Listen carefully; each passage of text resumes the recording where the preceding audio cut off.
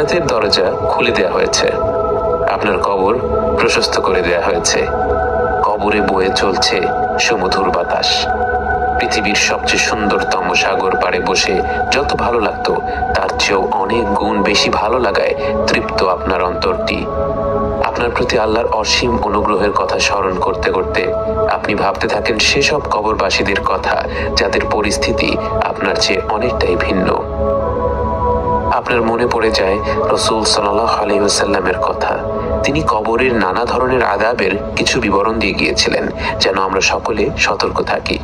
বুখারীর হাদিসে আছে, রাসূল সাল্লাল্লাহু আলাইহি ওয়াসাল্লাম একদিন স্বপ্নের মাধ্যমে কবরের আযাবের কিছু উদাহরণ দেখেছিলেন, যা তিনি আমাদের শেখানোর উদ্দেশ্যে বর্ণনা করেছেন। রাসূল সাল্লাল্লাহু আলাইহি ওয়াসাল্লাম দেখলেন দুজন লোক এসে তার দুহাত ধরে তাকে জেরুসালেমের দিকে নিয়ে যাচ্ছে। হঠাৎ তিনি দুজন মানুষকে দেখলেন, এক ব্যক্তি বসে আছে আর আরেক ব্যক্তি লোহার আঁকড়া হাতে দাঁড়িয়ে থাকা ব্যক্তিটি লোহার আঁকড়াটা নিয়ে বসে থাকা ব্যক্তির মুখের ভেতর ঢুকিয়ে দিচ্ছিল এবং এমন ভাবে টেনে বের করছিল যে সে ব্যক্তির এক পাশের গাল পুরোপুরি ছিঁড়ে যাচ্ছিল। এরপর সে একইভাবে তার অন্য গালে আঘাত করছিল এবং ততক্ষণে প্রথম গালটি আবার ঠিক হয়ে যাচ্ছিল। এভাবে করে তার শাস্তি চলতে থাকলো। রাসূল সাল্লাল্লাহু আলাইহি ওয়াসাল্লাম জানতে চাইলেন, এসব কেন হচ্ছে? তখন তার সাথী ফেরেশতারা বলল, চলুন চলুন, অর্থাৎ ব্যাখ্যা পরে হবে। এরপর তিনি চিত হয়ে শুয়ে থাকা এক ব্যক্তির পাশে এসে উপস্থিত হলেন। তার মাথার কাছে পাথর হাতে এক ব্যক্তি দাঁড়িয়ে পাথরটা দিয়ে তার মাথা চূর্ণ বিচূর্ণ করে দিচ্ছিল। নিক্ষিপ্ত পাথরটি দূরে গড়িয়ে যাওয়ার ফলে নিক্ষেপকারী ব্যক্তি তা তুলে নিয়ে শুয়ে থাকা ব্যক্তির কাছে ফিরে আসতে আসতেই তার মাথা আবার আগের মতো জোড়া লেগে যাচ্ছিল। এভাবে বারবার তার মাথা ভেঙে চুরমার হতে লাগলো। রাসূল সাল্লাল্লাহু আলাইহি ওয়াসাল্লাম আবারও জিজ্ঞেস করলেন, এই লোকটি কে? ফেরেশতারা আবারও বলল, চলুন চলুন, অর্থাৎ ব্যাখ্যা পরে হবে। এরপর তারা একটি গর্তে পৌঁছলেন, যা অনেকটা তন্দুরের মতো। গর্তের গভীরে আগুন জ্বলছিল। সে গর্তে ছিল অসংখ্য উলঙ্গ নরনারী। আগুনটা নিচ থেকে তাদের কাছে ধেয়ে আসছিল আর তারা জোরে চিৎকার করে উঠছিল। আবারও রাসূল সাল্লাল্লাহু আলাইহি ওয়াসাল্লাম তাদের ব্যাপারে প্রশ্ন করলেন। আবারও ফেরেশতারা বলল, চলুন চলুন। এরপর তারা একটি নদীর কাছে এসে হাজির হলেন, যেখান দিয়ে বয়ে চলছিল রক্ত। সে রক্তের নদীর মাঝখানে দাঁড়ানো ছিল একটি লোক। নদীর তীরে একজন দাঁড়িয়েছিল এবং তার সামনে ছিল একটি পাথর।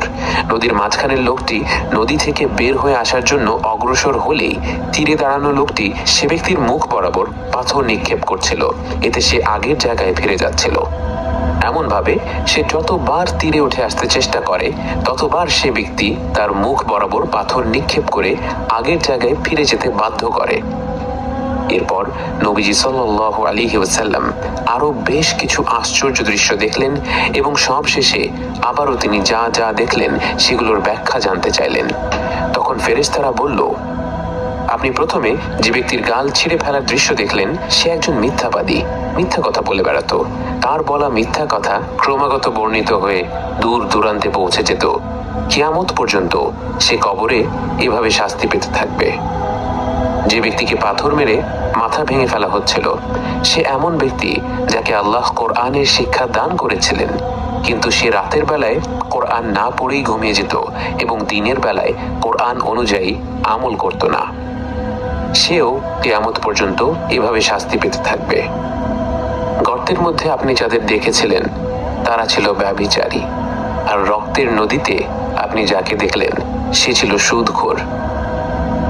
বুখারী এবং মুসলিমের আরেকটি হাদিসে আছে, রাসূল সাল্লাল্লাহু আলাইহি ওয়াসাল্লাম দুটি কবরের পাশ দিয়ে যাওয়ার সময় বললেন, এই দুই কবরবাসীদের শাস্তি দেয়া হচ্ছে, কিন্তু তারা এমন পাপের জন্য শাস্তি পাচ্ছে যা থেকে বিরত থাকা খুব কষ্টকর ছিল না।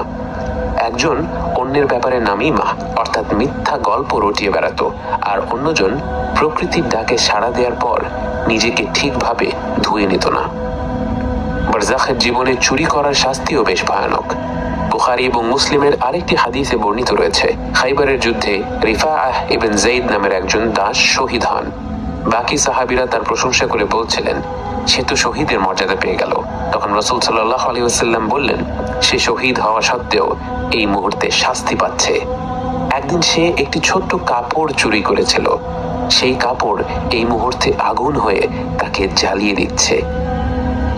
রাসূল সাল্লাল্লাহু আলাইহি ওয়াসাল্লাম তার ইসরা ও মেরাজের যাত্রায় একদল লোকদের দেখেছিলেন যাদের ঠোঁট আগুনের কাঁচি দিয়ে কেটে ফেলা হচ্ছিল। জিবরাইল আলাইহিস সালাম বলেছিলেন, তারা তোমার উম্মতকে ভালো কাজ করার উপদেশ দিত, কিন্তু নিজেরাই সেই ভালো কাজগুলো করত না। তারা কোরআন পড়তো কিন্তু বুঝতো না। এই আযাবগুলো নিঃসন্দেহে ভয়ানক। আমরা অনেকেই এই বিষয়গুলো নিয়ে আলোচনা করতে চাই না। আমরা শুধুমাত্র আল্লাহর রহমত এবং ভালোবাসার গল্প শুনতে চাই। আবার অনেকে প্রশ্ন করে ফেলি, যে আল্লাহ বাবা মায়ের চেয়েও বহু বহু গুণে বেশি ভালোবাসেন, সেই আল্লাহ কেন আমাদেরকে এমন শাস্তি দেবেন? অন্যরা বলেন, ইসলাম তো শান্তির ধর্ম, তাহলে এখানে এসব ভয়ঙ্কর শাস্তি, পুড়িয়ে ফেলা, কেটে ফেলা, এসবের কথা কেন বলা হয়?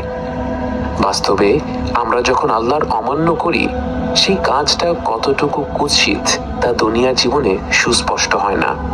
আল্লাহ কত মহান এবং তার কোনো আদেশের অমান্য করা কত ভয়ঙ্কর একটি কাজ, এর পরিণতি আসলে কত প্রকাণ্ড তা আমরা বুঝতে পারি না বলে আমরা শুধুমাত্র আল্লাহর অসীম রহমত নিয়ে ভাবতে ভালোবাসি, তার পরিপূর্ণ ন্যায় বিচারের কথা ভাবতে ভালোবাসি না।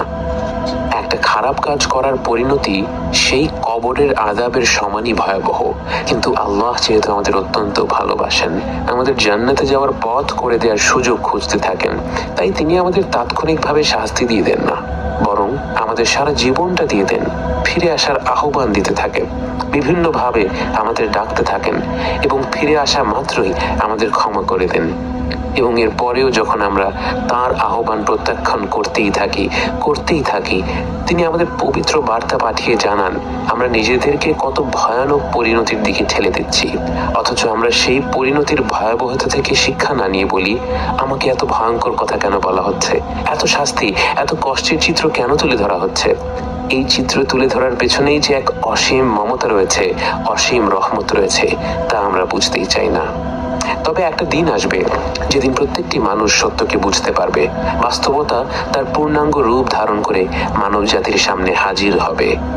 কিয়ামতের দিবস, বিচার দিবস, বহু নামে পরিচিত সেই দিনটি নিয়ে আলোচনা হবে পরবর্তী পর্বগুলোতে।